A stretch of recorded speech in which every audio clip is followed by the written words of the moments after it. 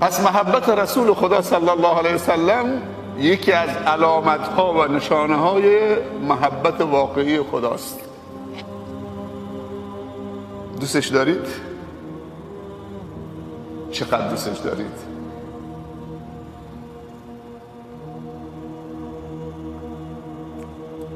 یه وقتی ما فکر میکنیم که جوانای ما قرآن کلام خدا رو دوست ندارن.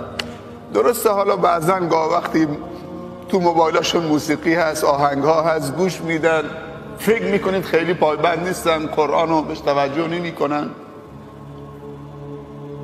ولی همون جوانی که بعضن شاید نماز نمیخونه، روزه نمیگیره، کسلانه، تنبله، ولی منکر نیست، این قرآن بهش بده، بگو بزن به زمین، خودشو به زمین میزنه، اما شاید سالم بگذره یک بار داره قرآن هم باز نکنه. ولی این زنگار، اون قلب پوشنده، یه وقتایی این حس بیدار میشه و احساس به نزدیکی و قرب با خدا درش احیا میشه. قضاوت نکنیم درباره بچه‌هامون. هیچ کس حق نداره این جمله رو به کسی بگه خدا تو رو نمیبخشه. جرأت گفتن این جمله به هیچ احدی تحت هیچ شرایطی نداشته باشید. این گستاخی است و دخالت در امر خداست. همه جوانای ما خوبن، یه روزی بر میگردن. اگه بر نگشتن احساس غربت و تنهایی میکنن با همه امکانات رفاهی و مادی. آخه یه روزی بر میگردن. تو حوصله داشته باش. لقد کان لکم فی رسول الله اسوة حسنه لمن کان یرجو الله والیوم الاخر. بهترین الگوی شما برای یک زندگی خوب، ایدئال، آبرومند، توسعه یافته، هیچ انسانی به اندازه رسول الله صلی الله علیه و سلم توسعه یافته نمیتونی پیدا بکنید. هیچ انسان توسعه یافته‌ای در علم، دانش و کمالات اخلاقی و معنویات نمیتونید پیدا بکنید. پیامبر صلی الله علیه و سلم میگه انا خیار من خیار من خیار. من بهترین ها هستم. ادبنی ربی فاحسن تأدیبی. الله منو ادب کرده، در بهترین شکل ها منو ادب کرده. الله مربیه. و انک لعلی خلق عظیم. تو دارای اخلاق بزرگی هستید. تو بزرگترین سرمشق و بزرگترین الگو برای بشریت میتوانید باشید. این الگو رو تو زندگی از دست ندید. خداوند از ما خواسته، اگر خدا برای ما عزیزه، گفته بدون الگو نمیتوانید. انسان در زندگی باید الگو داشته باشه که بهش اقتدا بکنه. 5 تا از صفات بارز رسول الله صلی الله علیه وسلم که مشرکین این اوصاف رو به اوشون نسبت داده بودن. محمد طاهر قبل از بعثتش به پیامبری لب به شراب نزد، توجهی به فحشا نکرد. در جامعه عرب جاهلی بیش از 30 اسم برای خمر و شراب گذاشته بودند و شراب و خمر رو معشوقه خودشون تلقی می‌کردن و غزلخوانی می‌کردن. ولی این جوان یل پهلوان قبل از بعثتش که خانه های مکه و کوچه های مکه پر از شراب و خمر بود، خمره ها پر بود، لب به شراب نزد و فحشا به اوج رسیده بود. بیرق میزدن رو خانه ها، زنهای روسبی و فحشا و کنیزک ها بیرق میزدن.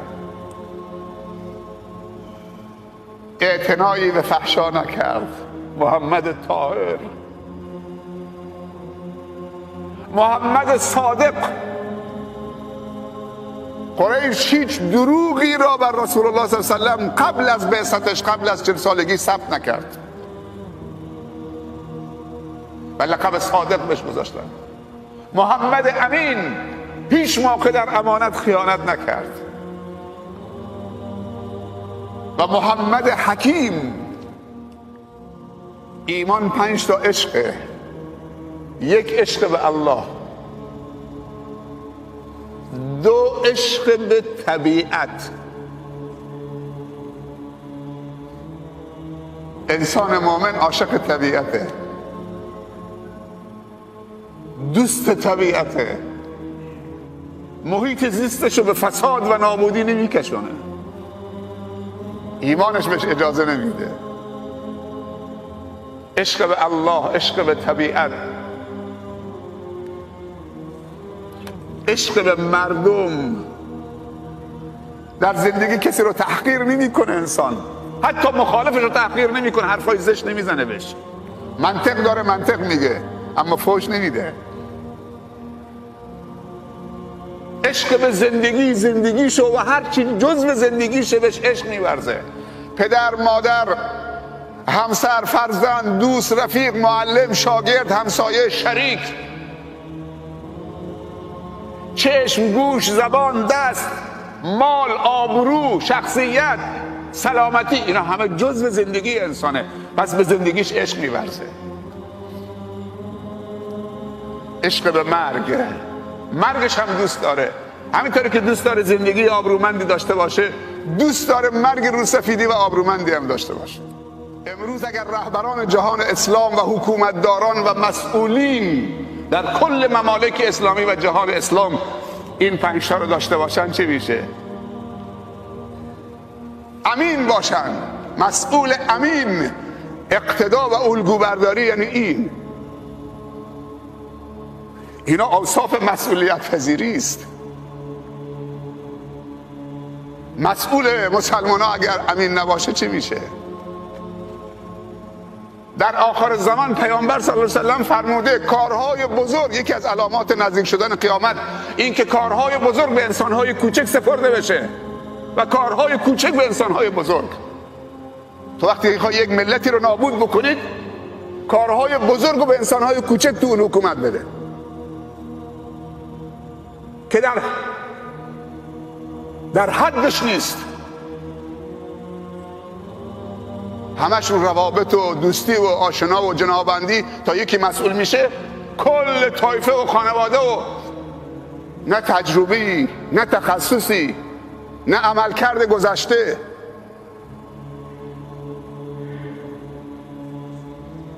طبیعی که اختلاس های 13,000 میلیاردی رو میشنویم.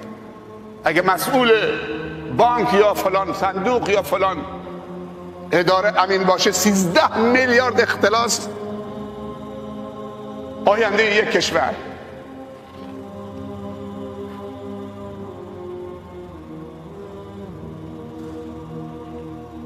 عربستان رو اقیانوس نفته، روزی 11 تا 12 میلیون بشکه نفت.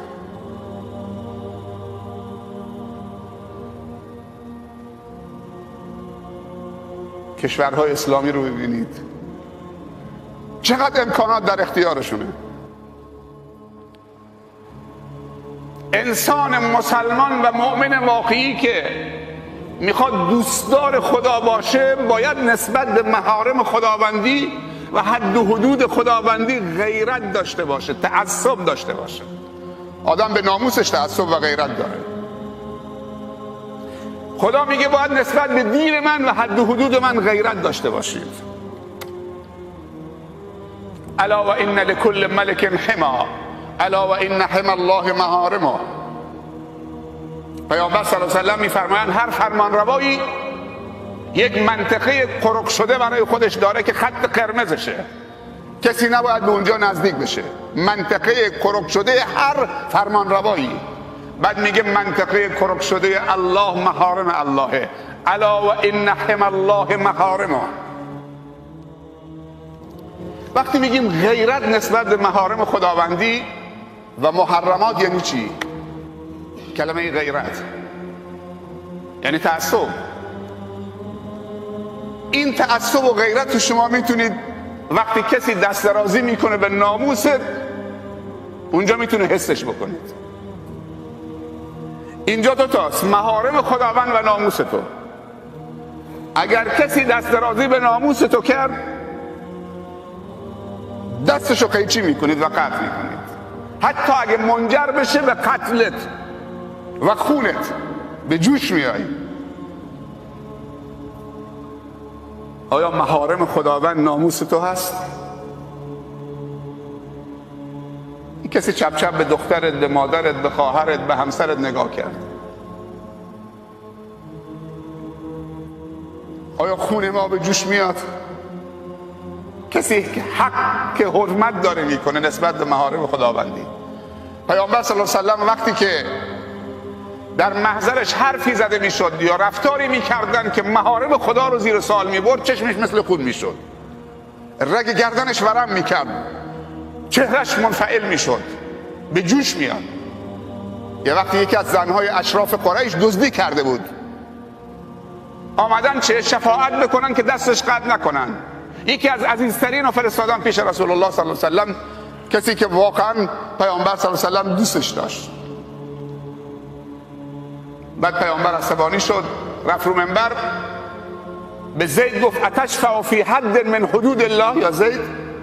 آیا شفاعت میکنی که من حدی از حدود خدا رو اجرا نکنم؟ اگر فاطمه دختر پیامبر دزدی بکنه، من دستشو قطع میکنم.